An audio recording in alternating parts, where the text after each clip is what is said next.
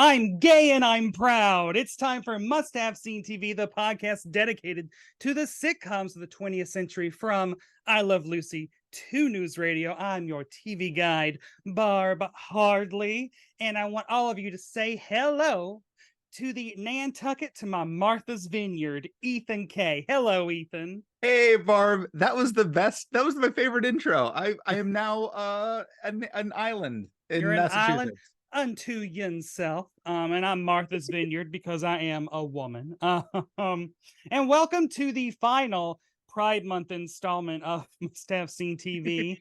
Because Pride Month is a year long. I don't care what anyone has to say. Our Pride Month went until August. We are recording now on August 19th. There's been some travel, so we haven't been able to get in the old studio, which is our two offices, and record in the past couple weeks. There have been some family things. Oof. But we're happy to record and happy to see that some of our numbers are really going up on YouTube. Come on through.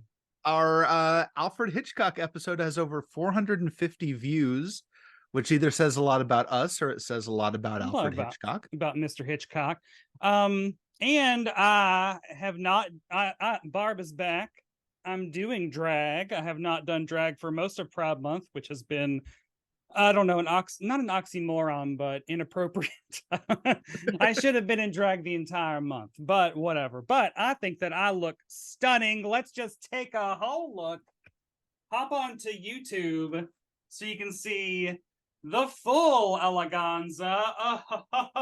The Prince and the Showgirls, starring Barb Hardley and Laurence Olivier. This is my audition to be one of Dean Martin's gold diggers. And since he is dead, I think that I have a good shot at it. Just keep sending him those letters and emails, and he'll get back to you one of these days. I know he will. He loves his fans. But so I thought that it would. Oh, I need to actually readjust the mic. Whoa! The camera. Hi. That's a bit down the front, Barb. Oh God! The microphone. The microphone leaped off the desk. Everyone, we're fine. We're fine. We're back. Cool. Anyway, that's a good angle. Huh? Hike up the boobs. We're good. Well, one of the things that this is actually appropriate to Pride Month, and it's appropriate to the episode we're talking about today, is one of the things that I did while I was away was in theory, I'm on a television show. Mm-hmm. Yeah. HBO's We're Here, which is the drag. It's a docu-series. You could call it a makeover show, but it really isn't. It's more than that. It's an Emmy-winning drama, real life. I love how just standing up wins me. This is something that I discovered during this very story. Like, the premise of the show is three drag race girls, three queens, go to small towns and pluck people from the local community, gay and straight, across all the spectrums, and put them in drag to do a show. But the real point of it is to focus on the local queer communities and all these places where they aren't as lucky as New York City or, Los Angeles or the big cities. And they just so happen to be shooting the season 4 premiere in my hometown of Murfreesboro, Tennessee. Which is wild, but also it's sad that they needed the show. But they had their Pride Month canceled by the by the city, whatever. And so We're Here was well, we're going to go and give them a Pride. And one of the things involved an open call drag show at the bar where I came out of the closet. And so I flew down to do drag at the bar where I first told my three best friends that I was a homosexual. I kissed my first boy across the street in the parking lot of the college's stadium. Okay. So, yeah, it was wild. I knew that part of the story. I didn't realize it was the parking lot of the college's stadium. You hadn't told me that part before. Because the gentleman that I came out for, we were both TV production majors, and we were working truck production which is where you have the mobile production truck and you do sporting events usually. So we were doing the college football game that night. And he was running is he running the Chiron and I was doing like slow motion? But the entire night I just spent thinking about him. You were running hot. Because he come out to me like a week earlier, and that was the first time that a guy that I thought was cute was actually a homosexual, and it was like, oh, if I wanted to kiss him, in theory, he would be down. Just, logistically, it would work. Because usually all the men that I found attractive were straight men. And so I was like, well, all straight men feel this way, clearly. And so then we kissed that's why it was at the stadium.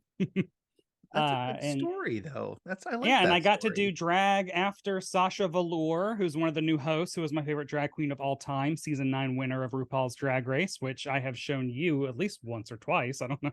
We've seen it twice. The only drag race that I've seen is that particular season, because you invited people over to watch it, and we're like, oh, this is great.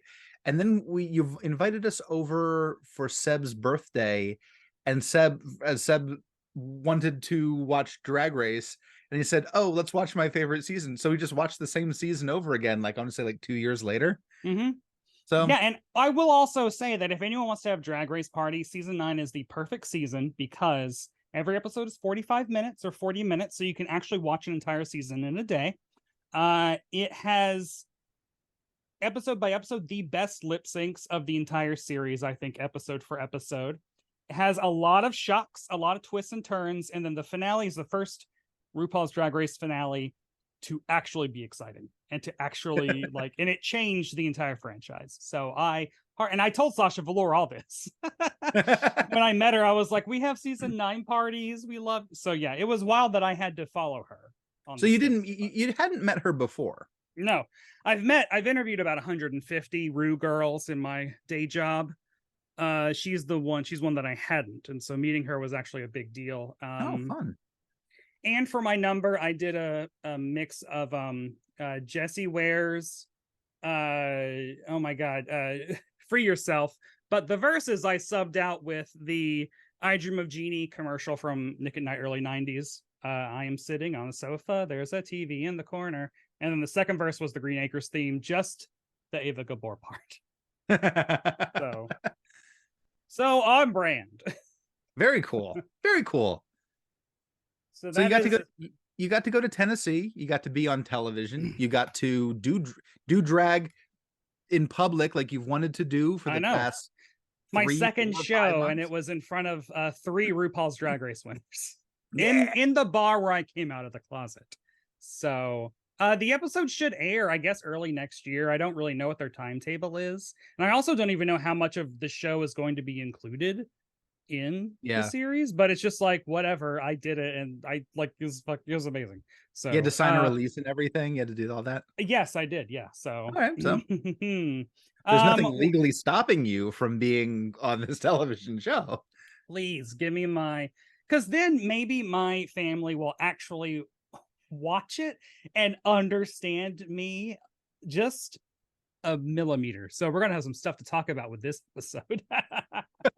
Because I went to Tennessee to do drag, and my entire family knew that. Well, I also went because my nephew, it was weird, wild, serendipitous, bad timing of my nephew was having a health issue. So I was already planning on going down, and they were like, we're actually in Murfreesboro this week. And I was like, well, this is a wild confluence of events.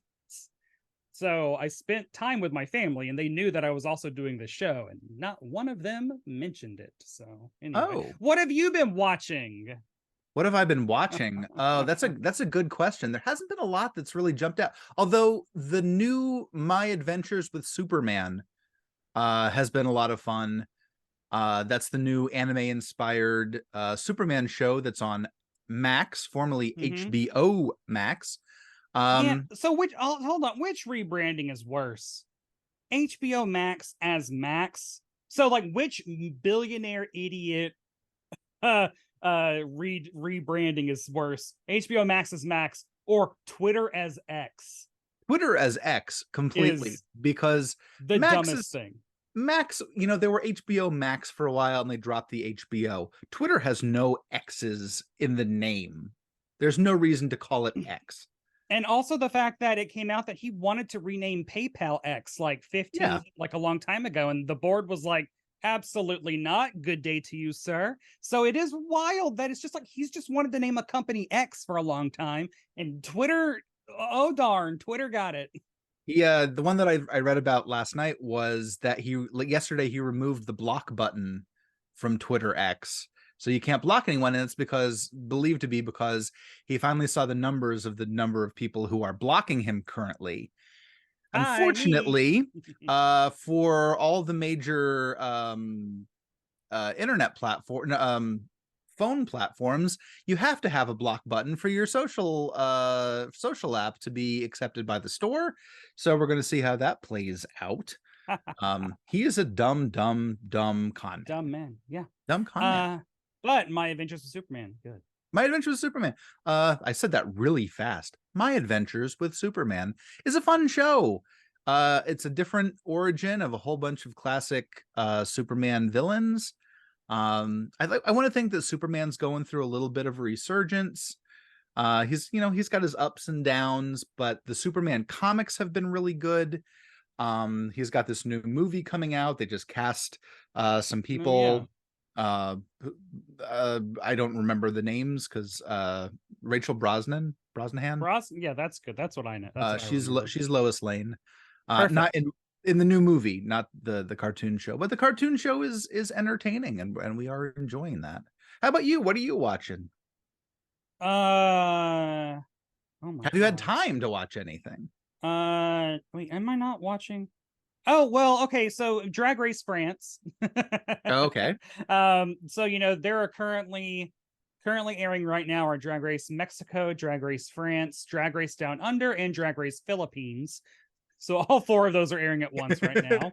This is the life that I lead. So I don't watch all of them weekly. Like I'll like let them pile up, and then on like a weeknight I'll watch like 3 Mexicos in a row.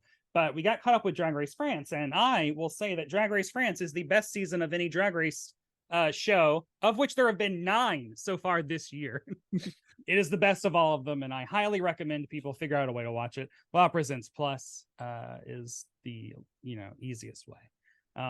But it is absolutely phenomenal. It has big season 9 energy. I tried to do my eyebrows like Cookie Cunty, who is one of the queens, but didn't work as much. And also, oddly enough, Cookie Cunty out of drag looks like the guy that I kissed in a stadium parking lot. He looks a lot like the guy that I came out of the closet to be with, who then left me immediately to be with Jesus. But I hope they're happy together. No, he finally came out and has a long-term partner, so he's good. And also, we didn't stop after kissing from November 5th to when I moved to New York the next August. Plenty more happened. Sex was had, etc. It was wild, Sam and Diane level nonsense. Anyway. But speaking of Sam and Diane and Cheers, because this show is in the same universe, we're talking about Wings. This week, we're traveling to December 14th, 1990. Home Alone ruled the box office. Because I Love You, the Postman song by Stevie B topped the charts, which is a song that I was like, I had no idea what this is until I listened to it, and I heard the chorus, and I was like, okay, I vaguely remember this. And NBC aired the Wings episode, There's Always Room for Cello. Ethan, you must have seen There's Always Room for Cello before today. I can guarantee you that I have not sat through an entire episode of Wings ever, because I thought it was ever. It's come on and I've watched like a little bit, and I'm just like, this is okay, but it never feels like the stakes are ever big. It's a very mild show. I will say, I think multiple houses burned down as plot points on this show. So the stakes were high every now and then. Like, I think that later on, Joe's brother Brian, I think, burns down his house, and then they get a new house, and he might burn that one accidentally. Like, having sex with a bunch of candles. Not Not having Oh sex with well. candles, but having sex and having candles going and then letting them. Anyway, What the knowing this is the 90s and thinking about all the other 90s sitcoms, and this is granted early 90s, this is a very, very mild intro to the series, where I know how in the 90s there was a lot of slap bass, there was a lot of like heavy oh synth, God, yeah. there was like a lot of like things coming at you all the time, and like, very tried to be very edgy. And the opening to this show is literally a Schubert piano concerto and shots of planes landing and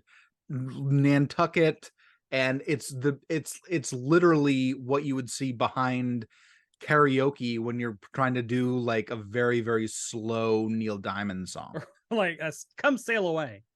Oh, Come Sail Away is the Misfits compared to this opening. Yeah, like it. So I did watch Wings growing up. I think that Wings was actually one of the first like adult sitcoms that I watched. Because I was big into like TGIF, which those are not adult sitcoms. No, they're for kids. But like Wings was one of the first like NBC sitcoms that I was aware of. I don't remember what the first episode I watched was. What I find interesting about Wings is like Tony Shalhoub not in this season, I do believe. Like they took No. them. It's kind of like Night Court, the show that came on before it. In that like it took them a little while to like get that cast set up. Thomas Hayden Church was the other kind of big star, because he's the comic relief, stoic, kind of dumb guy. He left before the series ended, came back as a guest star for a couple episodes, and then was not in the last season at all. Tony Shalhoub came on, I think, when it's a third season. Mm-hmm. And then he became a regular. Amy Yazbek, Yes. she John did not. Ritter's widow. John Ritter's widow, but I was going to say Problem Child films. She is very associated with the show. She didn't join until I want to say the last 3 seasons, maybe last 2. So yeah, it's a show that lasted long enough, 8 seasons, for it to go through some cast changes.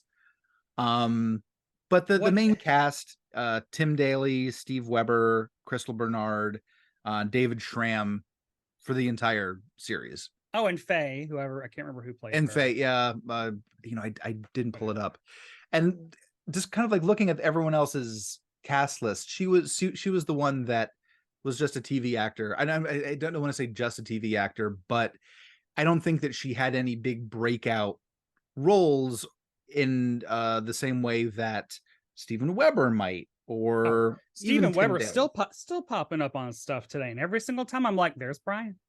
Yeah. Well, and Tim Daly voiced Superman. He plays Joe Hackett. He's he and his brother Brian own a small airport and a small airline on Nantucket. They do little jaunts over to Boston and Martha's Vineyard, little short things. This is the concept of the show, that like I didn't know much about it other than it was a small tiny airport. Didn't know where it was. Interestingly enough, today in the news, a plane crashed in Martha's Vineyard. Oh no, everyone's okay. Brian. It was a small plane from Martha's Vineyard to Montauk, and everyone's fine. But I'm just like, oh, that's very, very interesting that happened. Yeah, happened today. What I find it like, so I read the Warren Littlefield's book, Top of the Rock, I think is what it's called. That is his time at NBC. So it's basically like the golden like 20 years of the 80s and 90s, and it runs through like the creation of all these shows. And what I find funny is that like the one running, well, there are running themes throughout the book, but one that keeps coming up over and over again is just everyone being like, "Oh, Wings." All executives, all producers, like everyone just like, "Oh, Wings," and like Wings was there. Like they're like, it's Cheers in an airport. Like everyone behind the scenes at NBC seemed to be very dismissive of Wings, but Wings was a hit, and Wings you can stream. You can stream Wings on a lot of places. Yeah, I watched it on Amazon Prime because I was watching it from my laptop. I watched it from Paramount Plus. That's the other place. I could have watched it there, but I didn't. So it is, yes, like, it has it, and it launched a lot of careers. Yeah, So, I Tony mean, Shalhoub. Thomas Hayden Church, Tony Shalhoub, Monk himself. Um, and Tim Daly pops up on some Hallmark stuff every now and then, and I usually get excited about that. Tim Crystal Daly had Bernard started a gospel singing career, so I don't know. I did learn that she was in Slumber Party Massacre 2 and is one of the creepy background extras in Birdhouse in Your Soul. Oh, The video from They Might Be Giants. work, Crystal Bernard. Yeah, she's got a singing career. But this week on Must Have Seen TV, we will be talking about the Wings episode, There's Always Room for Cello. It's the 10th episode of season 2 and was written by Peter Casey and David Lee, who is a homosexual, and directed by Noam Pitlick. Here's how Paramount Plus describes the episode. Roy gets the surprise of his life when he agrees to let his star athlete son take cello lessons from Helen. Ethan, how accurate is this description? Hells yeah. I mean, that's it. It's less about I want to say it's less about the cello lessons. Like an unskilled show would make it about the cello lessons. It's not about the cello lessons. It's about the homosexual in the room. It's about people. It's about people. Wings is people. It's about family, Barb, and that's what I think it all Found comes family. down to. Found family and real family. It's got a great guest star in Abraham Benrubi. Love Abraham Benrubi. Love him in things. You might remember him. Watched television in the 90s. Yeah, you saw him. He was oh god, what's his name? Jerry on ER. Like he was in almost every episode for the first like 10 years. He was never a main cast. And then he was also Olaf the troll on Buffy the Vampire Slayer. And he was, but a lot of people remember him as being Kubiak, the bully in Parker Lewis Can't Lose. Which was before this. It was before this, yes. So he was probably even more babyface than he is here. He's also gigantic. Yeah. And I also learned, fun fact, that he was also a roadie for No Doubt. Oh, hell, wait. On their first tour. Before like Don't Speak. So I'm like, he was on ER. Like, why is he going out and being a roadie for No Doubt at that point? No, so the episode opens with a cold open, which is just a joke that has nothing to do with the rest of the episode. It's just Joe, Tim Daly, asking Faye, the older but sassy, like she's like, she works the announcements. Yeah, she's like she works the desk where people, desk attendant, they ask questions, she checks tickets, that kind of stuff. He asks her, is this a 5 or an 8? And then she's like, you know what? People always think, and never tell my 5s and 8s apart, blah, blah, blah, blah, blah. He's like, well, is it a 5 or an 8? She's like, it's a 7. We're gone. And that's it. That's the opening. Yeah. A joke that probably could have survived from the last Ice Age. Now, I will say, this episode of Wings, on the whole, there are a lot of jokes in this. Yeah, I mean, it lives up to the promise that it's a sitcom, a situation comedy. There's situations and there's comedy. But, like, I don't think... There might be one, but it's all very they're gentle jokes. A lot of them are jokes I don't see coming, which is good. But they aren't, like, super sharp and, like, make you... I laughed harder at O'Madeline, like... Yeah, I'll agree with that. There are a couple places where I did just go and I wrote it down because I thought it was interesting. There were enough jokes where I was just kind of like, okay, yeah, that's different writer wrote that joke. Well, and that actually is kind of a subplot of this episode because so like it opens with Faye like giving the announcement. She's like, our flights to Martha's Vineyard in Boston and Calcutta are leaving soon. And then everyone's like, what? She's like, just making sure you're listening, because obviously they're not flying to Calcutta. And then like Brian and Lowell are both like eagerly watching the bathrooms upstairs because a woman's gone up there. They switched the signs, men and women. And they're like, oh, can't wait to see how this turns out. And it turns out Joe had already switched them back because he was like, hey, these were switched up here. So the like subplot is Joe doesn't have a sense of humor. And I think there's they tie it up in the stinger at the very end, but nary a mention for the bulk of the episode. Now, I don't remember the show very well, but I do remember Steven Weber, and I don't rember Tim Daly at all. Oh wow. I think I had a crush on Tim Daly. I think I remember him for that reason. Since this is the final Pride Month, there is a sad story about Tim Daly and homosexuality. He, I believe, is straight. His father, James Daly, was an actor, previous generation, had a family, was in the show called Medical Center, which was a big drama. That sounds right. In like the 50s and 60s, they're like, what are buildings? Medical center? That's a show. Hotel, Hotel? That's a show. He did an episode of Twilight Zone, which was pretty good. And after he had his wife and kids, he's like, I am gay. I am going to go through conversion therapy because this is a disease. Oh no. According to him. And then he just abandoned his family because he didn't want his homosexuality to affect his wife and children, so he left them. Oh no, Tim. What the fuck? That's not how the story was supposed to go. Like, no, he went through conversion therapy, but it didn't work, and he got out. And did he die? What happened? Did he he did die. He's dead, yeah, but because that's how lifespans work. We all died. Oh God. Yeah. So that's the sad story. There to counterbalance the happy story that happens in this episode, there is that real life behind the scenes drama in Tim Daly's life, whose sister, by the way, is Tyne Daly. Oh, right. That's wild. From Cagney and Lacey. Because she has to be significantly older than him, right?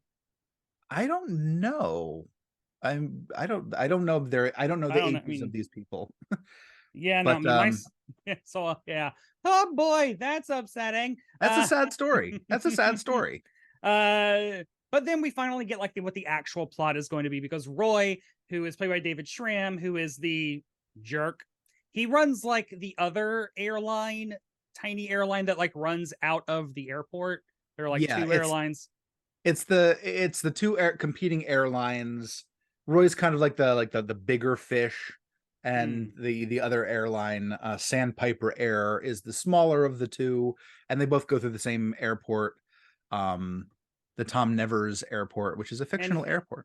And he's a lecherous like jerk, like he's that character. Got to have that character. Always looking for that buck. Always looking for the ladies. He's very happy because his 17-year-old son, who is a football person. He plays defensive tackle. Okay, I didn't write that down. No, I did. Starting defensive tackle at the high school.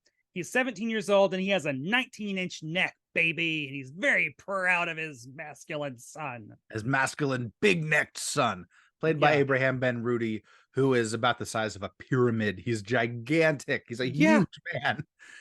Well, and so it's really it's a really good setup for the story, because Roy goes on a very long monologue basically about how he taught his son to be a man, basically, like masculine. Like he even says, like, mom used to hate all this, but what the hell, she's dead now. She's very into it. And this is what I want. Well, I don't think any conservative Christians listen to the podcast anymore, but I will say, look how hard Roy tried. And it didn't work. Now, do you think that my parents gave me wigs and dresses? No. They would grab Barbie dolls off of the rack and be like, do you want this for Christmas? Of course not. Like, rub it in your face. No matter how hard you try, if your son is a homosexual, he's gonna be fabulous eventually, is what I'm getting at. You can't stop queer people because you keep giving birth to us. You got off on that exit and you can't get back on the highway. So Roy tried hard. He's gonna find out they threw in a weird fat joke that I wasn't very cool with, where Roy's talking about his old his old high school football days, and he's pointing to the skinny Brian, and he goes, I used to eat guys like you for lunch. And Brian goes, oh, looks like you ate a few of us. Which is kind of an example of the humor we get on Wings. Like, it's just like, oh yeah. Yeah, the way it works is that uh Joe, this more straight-laced brother, kind of comes in with the wry jokes that are a little bit more tame, and Brian's the more wild, kind of crazy one, played by Steven Weber, and he's like he gets in the kind of like the baser jokes, but also a little bit more creative. Like, so like after Roy gives his whole spiel, Helen, who is Crystal Bernard, who is like the she runs the little diner there. She's Southern. She's a professional cellist on Nantucket, working at it. She's got a lot going on. Her character's got a lot. She's also Joe's love interest off and on. And so she's like, oh, is that, oh, Roy's sons? I got a weird phone call last night. Someone like wanting me, like it was, God. Wait, no, but then Brian, like, Joe says, like, someone wanted cello Brian lessons. but it was like Brian making sucking sounds. Okay, so to explain the joke a little bit, she's like, weird. I got a weird phone call, and it wasn't from you, Brian. And she goes, and Brian goes, no, and she goes, no, those weren't wet. There weren't any wet sucking sounds. And then Brian goes, oh, that's just the opener, baby. If you didn't hang up, you'd see that. Yeah, he called it like an icebreaker. Yeah. Okay. But also just like hearing wet sucking sounds was like, oh boy. Ew. But it turns out it was RJ, and he was asking for cello lessons. And so she was like, yeah, I'll give them to him. Roy doesn't know, obviously, because cellos are gay. So they, of course, wouldn't let him know yet. But she says, so he's coming over here later because we're going to practice in the warehouse. And it's not because they don't want to build another set to only use for this episode. It is because her downstairs neighbor is complaining that the sound of Helen's cello is making her cat sterile. To which Lowell says maybe the best joke of the entire episode is like, oh, the noise is making her cat sterile. Oh, I wish you'd play for my sister. I like that. Lowell doesn't change expression ever. I made a note of that. Doesn't ever change expression. There's also a fun line where they said, oh, RJ is the jock. Maybe he's coming for, maybe you're going to give him some culture and refinement. And she goes, culture and refinement? I have gambling debts. Oh yeah. That was cute. See, a lot going on with Helen. But then it turns out, like, I guess what later on they find out, no, Roy does know. What everyone else doesn't know is what he thinks is RJ's reason for coming. Yeah. Which RJ, apparently, in order to get Roy to like let him do this, or to like just have no questions asked, had to be like, Dad, I'm horny for Helen. And then Roy's like, well, play some cello. Yeah, please. Believe me, that math works in some people. Yeah.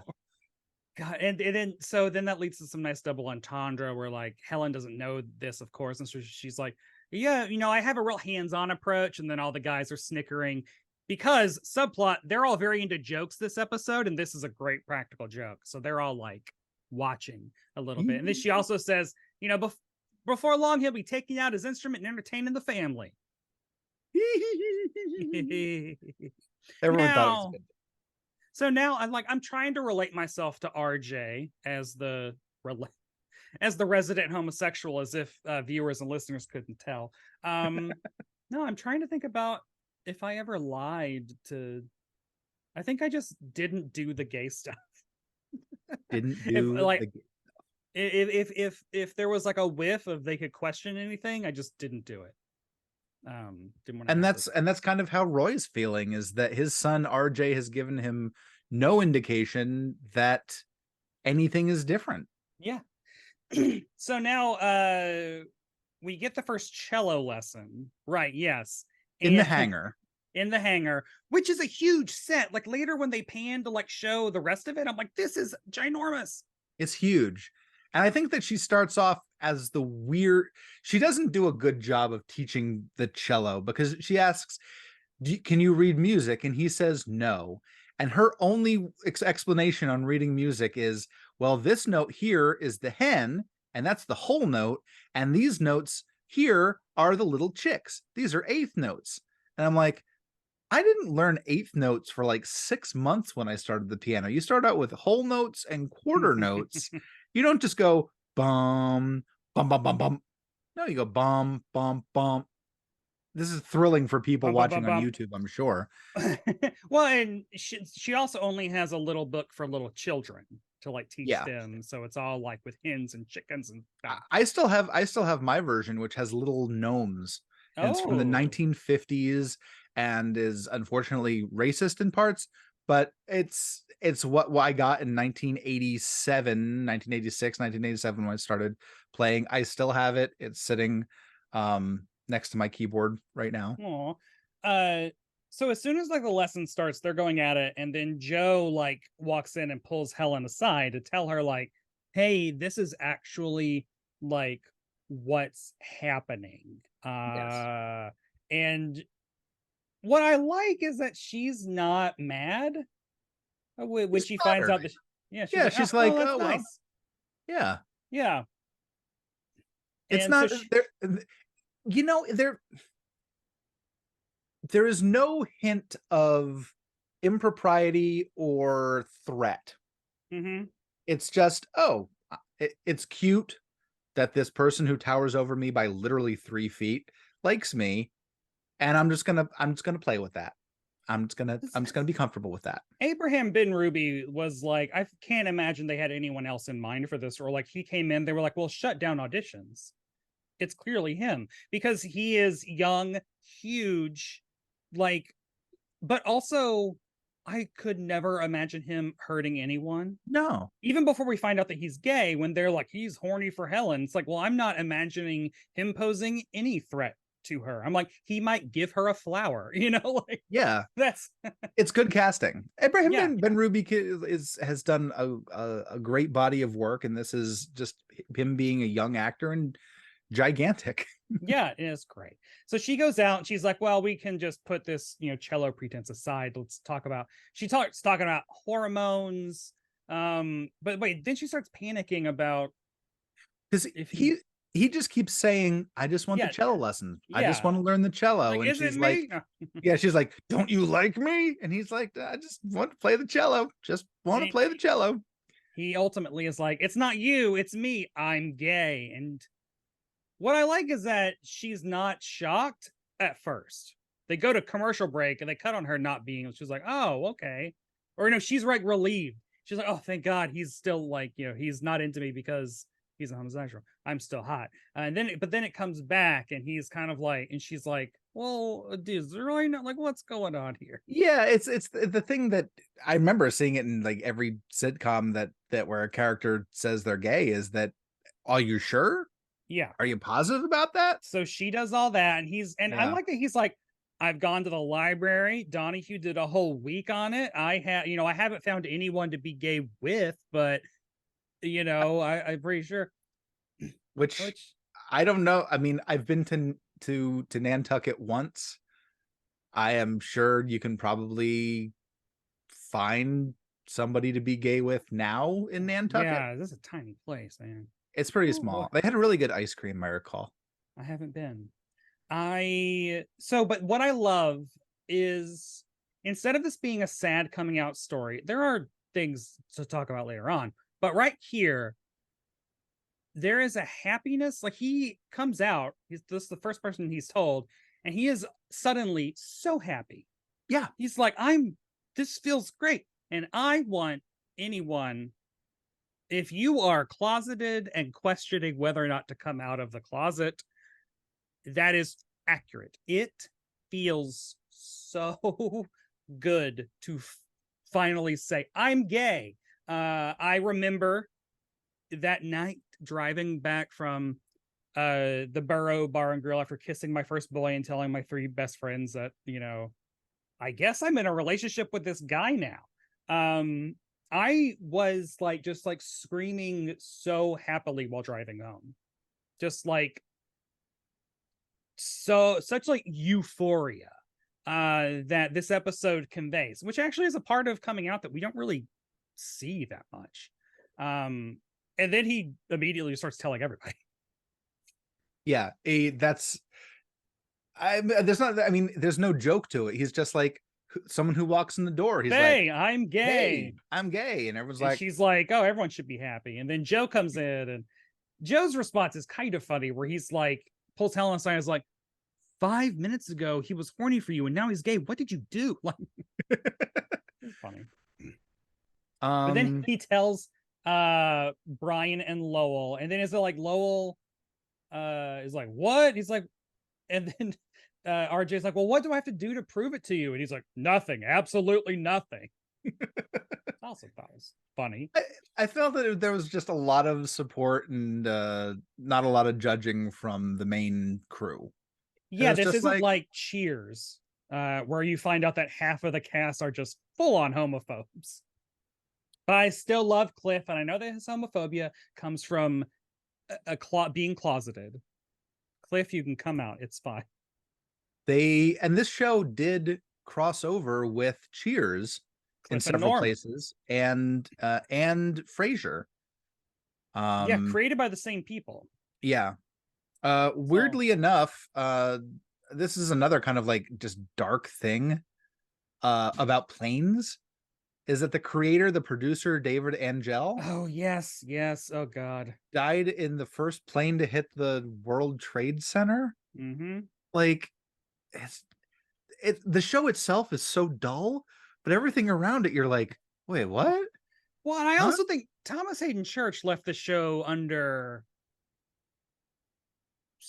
I feel like something shady went on. I don't know. Like, I need to go back in the newspapers and do a Sasha Mitchell on him, but I feel like he was accused of something, or like there was something that happened. I feel like, I don't know. I should have done the research, but I was too busy being beautiful. I'm really just like getting into it. I have been doing drag on this podcast, I don't know, probably a year now, and I look great. I have come so far. I'm very good at doing drag. Please book me for live performances. But no, he's telling everybody, and all Brian wants is like, have you told Roy? You haven't. I need to be there. This needs to happen. I need to watch him freak out. Because he needs to tell his dad. Because he wants to tell his dad. He's just like, I'm telling everybody, and the person closest to me is my dad. We tell each other everything. He's my best friend. Which is wild. So he's held off on telling his dad, but in the meantime he's told everybody else, to the point where Nantucket has organized its first Pride Parade. He is the Grand Marshal of the first Pride Parade, and he still has to tell his dad. And like, this is like the next day when Helen finds out, she pulls him aside, and I like how she says, you've been a busy little fella, haven't you? So I love that. And then he's like, yes, I'm gay and I'm proud. And I'm like, yes, good. You should be. I am proud of how sexy I look. I mean, like, Ethan, like, you know, we've known each other since 2007. 2007. It's like, if we could transport back to 2007 and be like, one day, this is what will be happening. I'd be living in Westchester. You'd be living in Jamaica, Queens, dressed as a woman. Married with both of us, married with cats. Cats, lots of cats. And because when I met you, I was dating that was only the second official like boyfriend I'd ever had. Mm-hmm. And who was an old friend, who was a friend of mine, still a friend of yours, still a friend of mine. I think he's really the only ex that I didn't just completely yeah that's life. But we are I want to say that we are the same people we were all those years ago, but we are just better versions of ourselves. I am so much what I can be. I'm very happy for little RJ here, because he's a fictional character, but he has gone through a good decade's worth of like inner work in like overnight, which is not realistic. Maybe it is. It's really good to see, though. He's like an instant, it gets better. Like, it's not, it gets better. It's like, oh, it got better. Like immediately. Because it took me until my 30s to be comfortable with really, really comfortable with being a homosexual, and now look at me. So Well, I don't know if maybe the next time we do a Pride Month plus, like we did this time, but maybe we revisit Wings because RJ only makes one other appearance. And it is 5 years later. It is 5 years later, but it is nominated for a GLAAD award. Yeah. I've seen the episode. It's because he has someone and wants to introduce him. And he's introducing his boyfriend Partner, to his dad. So he needs to tell his dad because the Pride Parade is coming, and they're like, he doesn't need to find out from a float. Which is also mirrors how I came out, because I was like, well, I have to come out because my first article for CBR, Comic Book Resources, is about me being gay. So if it's going to be on the internet, I should probably make sure I tell them. And unfortunately, like, Crystal Bernard does the wrong thing, where she sets him up, and she's like, Roy, your son has something to tell you, which is very important. Not your place to do that. Yeah, and then he comes in, he asks for RJ to give it to him straight. And RJ says, I'm gay. Roy faints. Act break, Yeah. And then this is a very accurate coming out scene. This is a very good coming out scene in that it is about as contentious as a coming out scene as you could get in a 90s sitcom, which means not much, but it doesn't have a happy ending, really. Not really. Well, I want to, before we jump into that, do you think that Roy's concern is with A, I don't like gay people, or B, I have so much built up for my son's future in football that I don't believe that gays can play football and have this career that I have dreamed of for him? I mean, I'd say it's more the latter. I don't know how Yankees think. If he was from the South, I would be like, he definitely hates gay people. And I can also say, like, he might be like, I don't have no problem with gay people, but I can also think that he's definitely icked out by the idea of two men having sex. I think that is 100% Roy is not gonna, and I also think Roy seems to be it is wild. And I think this is also very accurate in telling. Is Roy a paragon of manly masculinity? He's a lech. I mean, like, he is a slovenly, mustachioed, like, out of breath, sweaty, like, used car salesman. But it's always these kind of guys who were always very, like, men, masculine, blur, Yeah. And it's like, Dad, what are you talking about? Like, yeah, why aren't you pumping protein drinks and, like, jacked as hell, like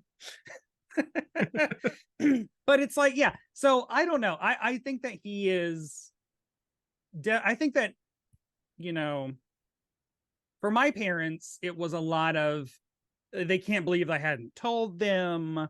And then also just the, like, never having had to think about gay people, period. And then having to confront, like, what basically was like, I'm trying to think of a good metaphor here, but it's like, oh, hey, we got a request for everything that I know about homosexuals. Okay, let me go to the filing cabinet. And you're just like, one piece of paper, And so I think that, because, like, that's very much how my parents reacted. They asked some very, other people would say, offensive questions. I would say probably offensive, not even knowing the questions. Yeah. So I think that's also probably what Roy is dealing with, is he just, like, has no idea what this means. And I think his immediate go-to is also like, well, he can't play football. Yeah. Be a pro.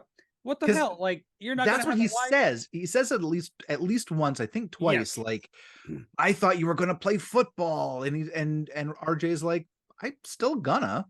That's still my dream too. What I also like is, like, Roy, honey, baby, sit down. It is the odds of RJ being a professional football player are way lower than the odds of him being a homosexual. It's always been way more likely that your son was going to be gay than an NFL player. And Abraham Benrubi didn't become a professional football player. He became a professional actor. See, So I mean, not like, everyone who's built like a fucking monolith plays ball professionally. and Roy should be happy because he's like, he still likes all this stuff. Yeah. It's not like he was lying to his dad about, which is also what I tried to point out to my parents of like, I'm still like, I know you guys have, which I now realize is me, my own internalized homophobia, which is like, I don't all of a sudden like musicals and stuff. And that hasn't changed. No, it's not really. It's like, yeah, whatever, I don't really you're care. you. But I do like men and would love to time travel and have sex with Robert Wagner if anyone could figure that out. Before 1981. Now, Barb, we're gonna get a whole bunch of emails from crazy mad scientists. They're like, oh, I got it. I can make your dream come true. Well, you know what? I'm into it. That sounds like a good place to podcast from. That sounds like an amazing Back to the Future reboot. I'm here to go have sex with Robert Wagner in like the weird like period of time before he married Natalie Wood again in the early 70s. Marty, I invented a time machine, but don't go back and have sex with Robert Wagner. And you're like, oh, but that's the only thing I want to do is go back and have sex with Robert Wagner. Fuck Robert Wagner. Oh Lord. So they basically is like, well, let's like have a one-on-one game. They start playing basketball, which is when we find out that they've been standing in like a cavern on a stage, soundstage, like the entire rest of the soundstage. And the basketball game, the stakes of the basketball game are, RJ, if I win, you're not gay, and if you win, you're gay.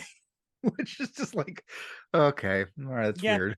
Which also is like this, it's a good metaphor. No idea. I don't know. One of the writers was gay. So they're actually, you could actually read a lot into this and think he might be going from experience. Parents will bend over backwards just to try to like justify, trying to like work this new triangle peg into the Bible shaped hole or whatever, like they'll figure anything out, and it doesn't really work. But also the music is very peppy during this montage. It's like they're treating this like montages like, oh, it's fun.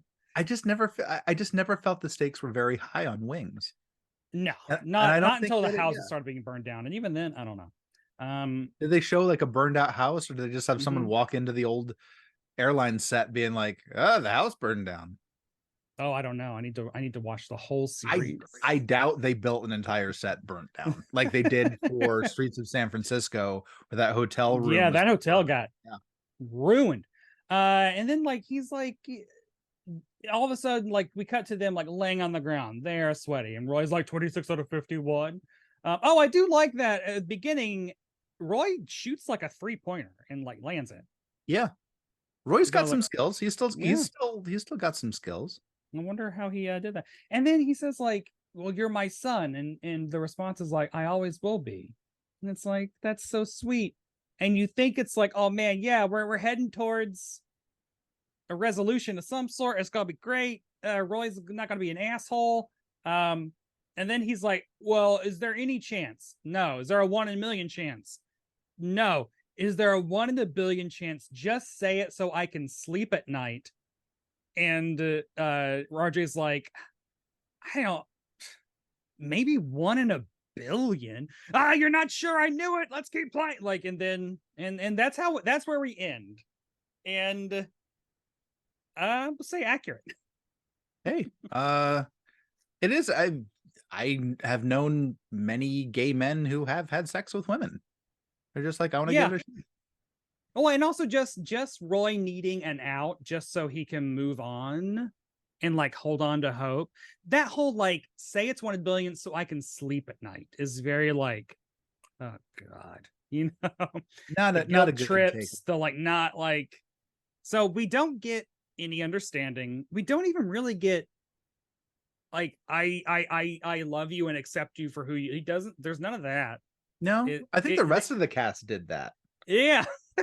The rest of the cast played that note, but Roy doesn't. No, like Dad doesn't. What we get, where he ends up is there's a 1 in a billion chance that my son might be straight, so I'm happy. And it's like, that is not the lesson to learn, but it is an accurate lesson to learn.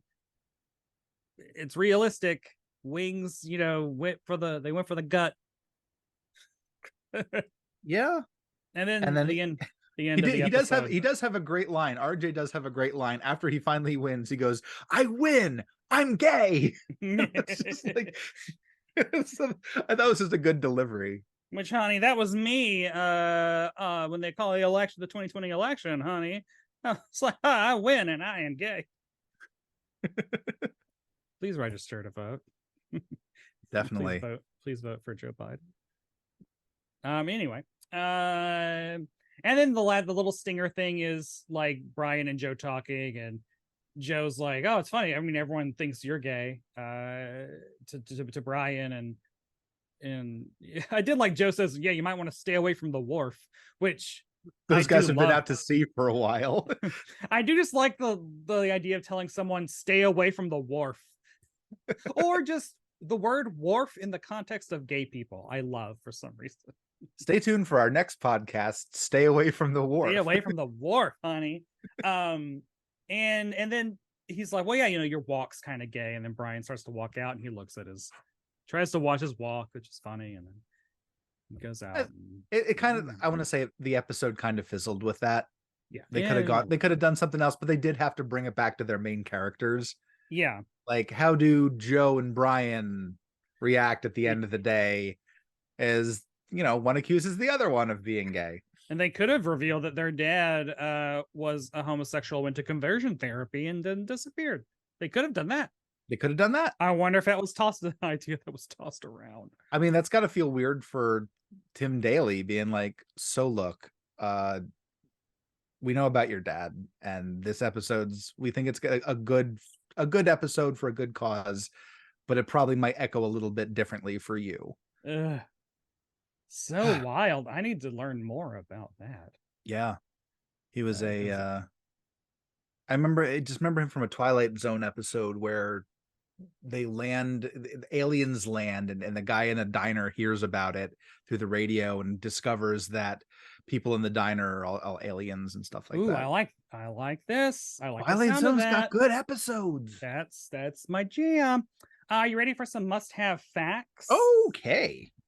7.3 human being Americans watched this episode of television. Human being Americans, maybe some animals too, not aliens. And it was ranked 69th for the week. Nice. Yep. So the NBC Friday night lineup that this aired as part of started off with Quantum Leap, then went to Night Court, and then Wings, and then the drama called Midnight Caller. Midnight Caller, about talk radio, and starred Gary Cole. Oh, Gary Cole. Yeah, we love Gary Cole. Yeah, he's great. Okay, so Quantum Leap, good show. Another show that I tried to get into, but if it was a shorter show, I would have enjoyed it more, but I don't think I enjoyed Quantum Leap when it came on. And Night Court, which we've done, and it's great. And then we should do Midnight Caller. The top 5 TV shows of this week were Empty Nest at 5. Tied for third was A Different World and Monday Night Football. Number 2 was 60 Minutes, and number 1 was Cheers. So all is right in the world. Oh God, my heels. The Cheers did cross over with Wings. I mentioned it before that Cliff and Norm guested in an episode of Wings. Lilith and Frasier mentioned that they were flying to Nantucket in an episode of Cheers, and then the next week showed up in the episode of Wings doing something in Nantucket. That's fun. And I did read that in one episode of Frasier, Niles plays the theme song from Wings on the piano. Oh, and Rebecca shows up for an episode too. I don't know if we needed Niles playing the Wings theme song. But whatever. And what's crazy about it too is that it's not even like I've been watching. So our mutual friend Dan Dunford sent over a link from YouTube by someone named RWDT09 that just collects the opening credits for old TV shows and like old promos for shows, and it was put Ooh, together, and this person has put together blocks of intros for forgotten 80s and 70s TV shows. So, love. but what I'm listening to is just like these really terrible opening theme songs that are just like, he lives alone, but he has a dog, and he lives in Pittsburgh too. And it's like these really awful, like terrible things. And then you go to Wings, and Wings is like, oh, it's just gentle piano music Yeah. that you might hear in like a dentist's office. And it's like it's completely different than like, she's a young single lady living in Boston, and she is also has a dog. Or, I don't know, I'm making them I up, mean, but this is this is an adult, sitcom yeah, about adult things. that's maybe why I didn't latch onto it as an 11 or 12-year old. Mhm. That Uh, this was an adult show. what are you going to be watching while this Hmm. airs? On ABC, we have a show called Going Places. And in this episode, Jack uses a rented Porsche to improve Charlie's image before a big date. Sounds like they're going places in a Porsche. I know, a big dare. A big dare. Yeah. On CBS, an episode of Over My Dead Body, Nikki persuades Max to serve as butler for the wealthy Haversham family to investigate the murder of the daughter's fiance. Ooh. I don't know if it might be a drama. I have no idea.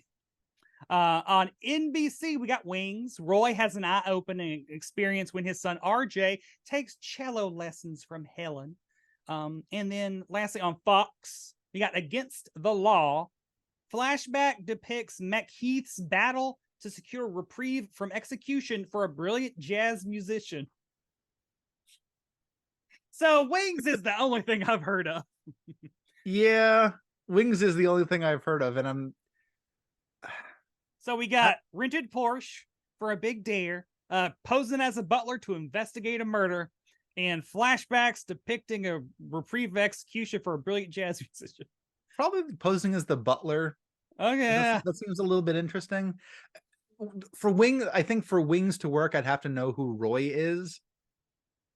well, yeah. I mean, I need to know who Jack, Charlie, Nikki, Max, the Havershams, McKeith. Who are these people? McKeith. Mac Heath. Mac the Knife from Three Penny Opera. Oh wow. Yeah. Yeah. I mean,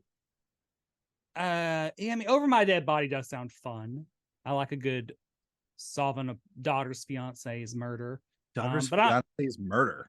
But Wow. I might already be all in on Wings if I watched season 1. So Wings, since Wings is the only one that I've heard of. Now, granted, this is second season, so I don't know if this has really come off as like a big splash. This was like 69th in the ratings. Like that's no, I mean, I think it's holding it and hanging on there. It does move to Thursdays soon after this episode airs.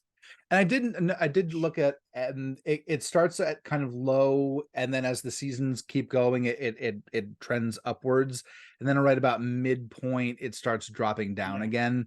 So a rising tide lifts all boats, and the rising tides are Friends and ER. Like all of NBC just kind of goes up. We loved it. It was the glory days. Take me back. On IMDb, 144 wingers gave this a 7.4 out of 10. Yeah, that's legit. I'll give that. Yeah, I'll say 7.4. Yeah, 7.4. I think that's about right in there. I wouldn't go higher. I don't even. Oh, so like, who had the must-see performance in this episode? Abraham Benrubi. Okay, RJ. I'll give it to Crystal Bernard. I thought she had some great line deliveries. She does have some great line deliveries, and I would say honorable mention to the actor who played Roy, who I want to David look up. Schramm?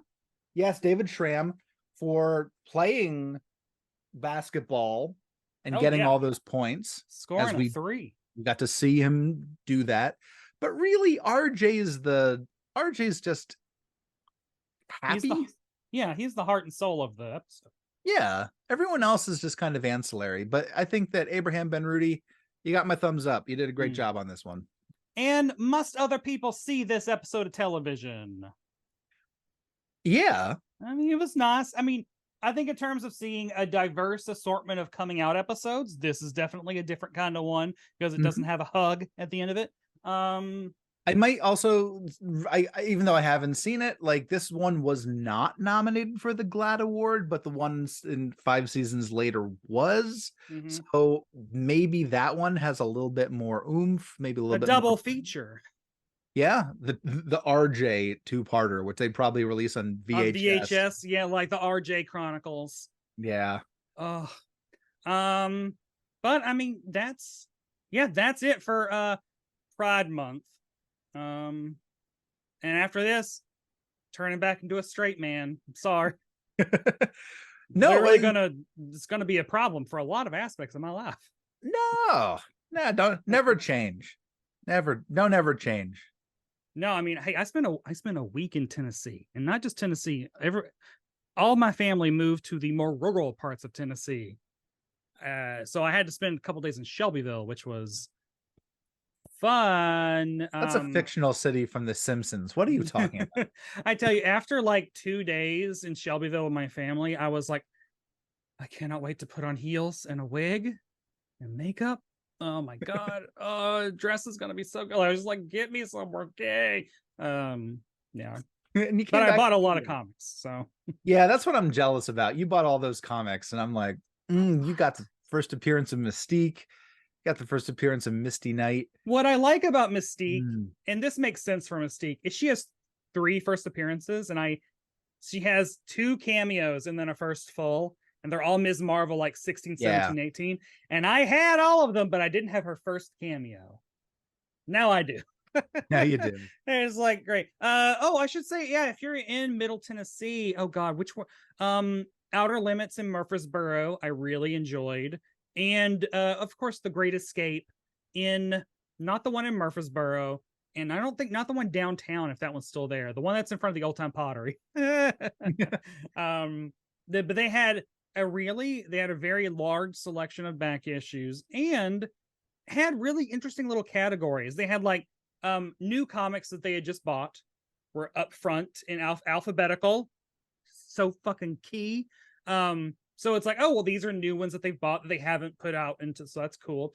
And then if any new ones they bought that were worth more than $20 were in a separate place. So if you're like, Okay. ooh, I'm looking to see what's new, but potentially valuable, there you go there. And they had another section that was Bronze Age like issues marked down.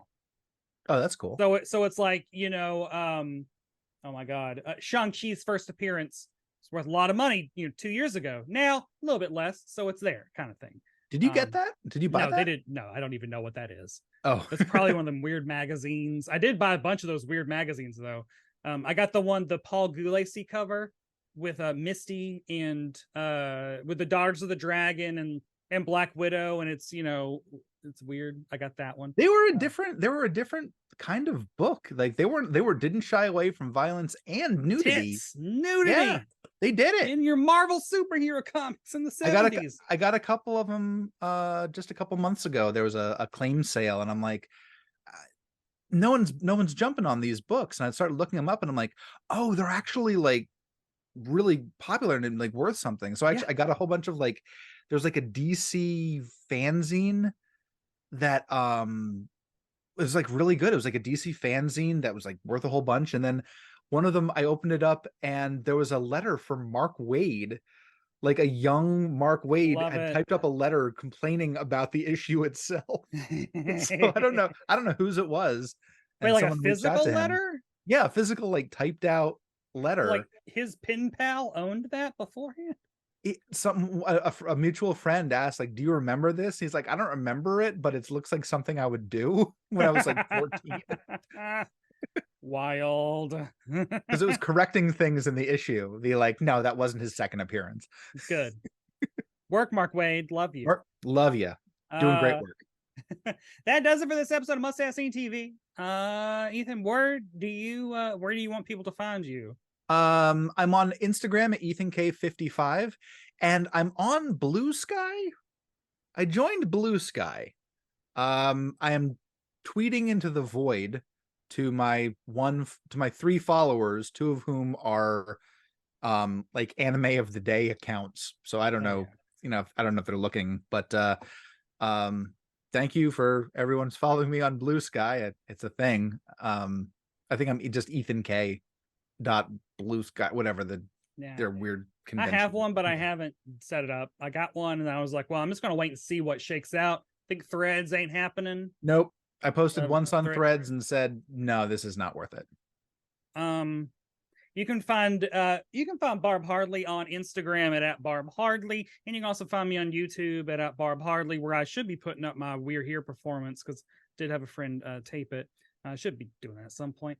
And that's it for me. I mean, I came back from Tennessee a revitalized queen, and I'm ready to take the world by storm, as long as I can get to the venue safely and timely and cheaply. Yeah. I don't know. As for Must Have Seen TV, please write and review us like literally anywhere. It'd be great. Subscribe on YouTube and leave comments, because we'll read them. I just got to upload a whole bunch of episodes. You'll see them. What else am I doing today? Can I actually kick myself in the patootie? Make myself do something? Who knows? Thanks to Acast for hosting the podcast. And I mean, I guess that's probably everything, right? It's been so long. Well, I'm glad that we're back, and people have been watching and listening, and I think that's been fantastic. So thank you, everyone who's been part of this. Bye, everybody. We'll see y'all next time on Must Have Seen TV.